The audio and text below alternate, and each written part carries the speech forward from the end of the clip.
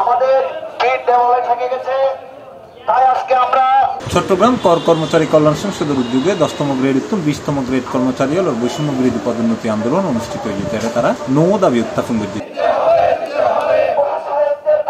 যেটা প্রথম এবং অন্যতম দাবি হইল 17তম গ্রেড উত্তম 20তম গ্রেডের নোটিশ সার্ভার বিয়াক অফিস সহায়ক এবং নিরাপত্তা প্রহরী হলে অবিলম্বে পদোন্নতি দাম করে দিচ্ছে।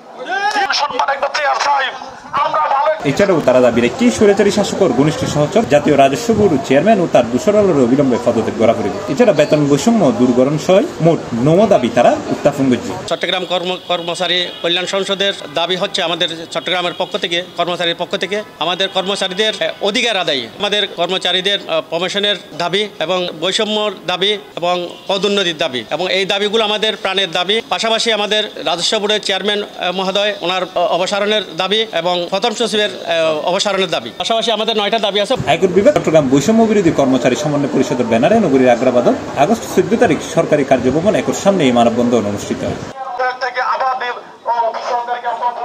উপস্থিত আছেন চট্টগ্রাম কর কর্মচারী কল্যাণ সংসদের সভাপতি মোহাম্মদ মুর্শেদ আলম, সাধারণ সম্পাদক মোহাম্মদ কামাল উদ্দিন, প্রথম সহসভাপতি বাবুল ত্রিপুরা, দ্বিতীয় সহসভাপতি মোহাম্মদ আব্দুল্লাহ ফারুকি, যুগ্ম সাধারণ সম্পাদক মোহাম্মদ নুরুল হাসান, সহ সাধারণ সম্পাদক মোহাম্মদ আলমগীর, দপ্তর সম্পাদক মোহাম্মদ আনোয়ার হোসেন, সহ দপ্তর সম্পাদক ফিজুস শিকদার, অর্থ সম্পাদক মোহাম্মদ শামীম আহমেদ, প্রচার ও সাংগঠনিক সম্পাদক মোহাম্মদ কামরুল ইসলাম সহ আরো বহু।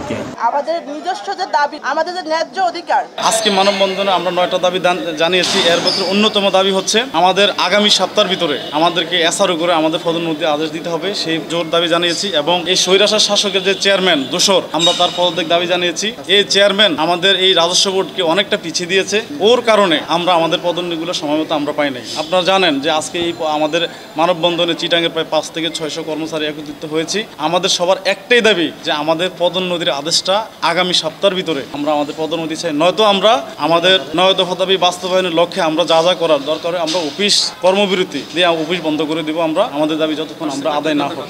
এই সময় মানববন্ধন শেষে কর অঞ্চল একর কর কমিশনের বরাবর একখান স্মারকলিপি দেয় তারা। মানববন্ধনে আরো উপস্থিত আছেন সঞ্জয়, মইনুল, মনির, নাসিম, বক্কর, জাকির সহ আরো বহু। C+ TV Chittagong.